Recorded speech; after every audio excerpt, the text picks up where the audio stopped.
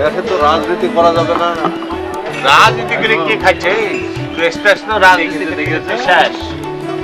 একবারে দেশের অবস্থা খুবই খারাপ। আইন শৃঙ্খলা বাহিনী তো না। কথা তো জামায়াত বলছে, বিএনপি বলছে, আমরা যাবো কোথেকে? সাধারণ হ্যাঁ, তো আবার পেঁয়াজের দামও বেড়ে গেল, আবার চালের দাম বেড়ে গেলে, আলুর দাম বেড়ে গেলে আমরা খাবো কি করে? দামে বেশি।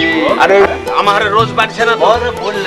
না, ওই খালি যারা চাকরি করে, বড় বড় চাকরি করে, অহরে ভালো হয়।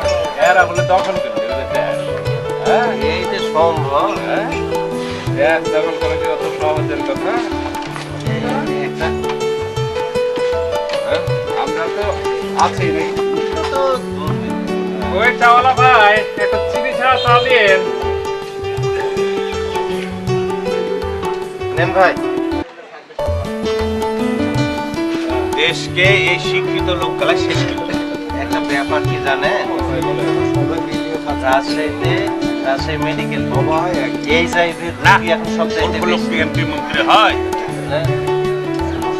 এটার অবশ্য ইয়া করেছে তো বাবা, কত সালা এমপি হল লেগে গাড়ি বসে আছে। তাই নাকি? না না, পুরুষের সঙ্গে যে ভাই, ও ভাই, বলেন ভাই। এত আমরা গল্প করছি, দেশের সম্পর্কে আপনার কোনো ধারণাই নাই নাকি? এত চিন্তা থাকেন কি করে? আলহামদুলিল্লাহ ভাই, আপনারা যে কথাবার্তা বলছেন না, আমি সবই শুনছি, সবই বুঝছি। কিন্তু ভাই, আমি অহেতুক কারোর সাথে তর্ক তো করি না, বুঝলেন? এই কারণে আমি চিন্তামুক্ত। তর্ক করবেন কেন? দেশের কথা বলবেন। দেশে দেখছেন না কি বিশৃঙ্খলা চলছে, দেখছেন না? পেপার টেপার পড়ছেন না? কি জানো, এই যে রাজশাহীতে মহানগর দায়রা জজের বিচারকের বাড়িতে ঢুকে তো ছেলেকে হ্যাঁ হ্যাঁ আমার কোন নিরাপত্তা আছে ভাই? দেশের নিরাপত্তা, আমাদের সাধারণ মানুষের নিরাপত্তা আছে। আর আপনি এই কি ধরনের কথা বলছেন? এত কিছুর মধ্যে চিন্তা মুক্ত থাকা যায়, তাহলে তো আপনি পাগল, একটা উম্মুক।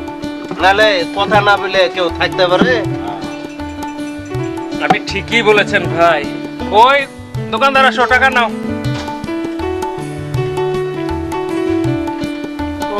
শোনেন ভাই, উনি ঠিকই বলেছে। অযথা আমরা যে কোনো দেশের বিষয় নিয়ে কথাবার্তা বলা বা তিক্ততা তৈরি করা, আমাদের মধ্যে তর্ক বিতর্ক করা, এটা ঠিক না। হ্যাঁ, ঠিকই বলেছ। আমাদের এই অযথা তর্ক করাটা উচিত না।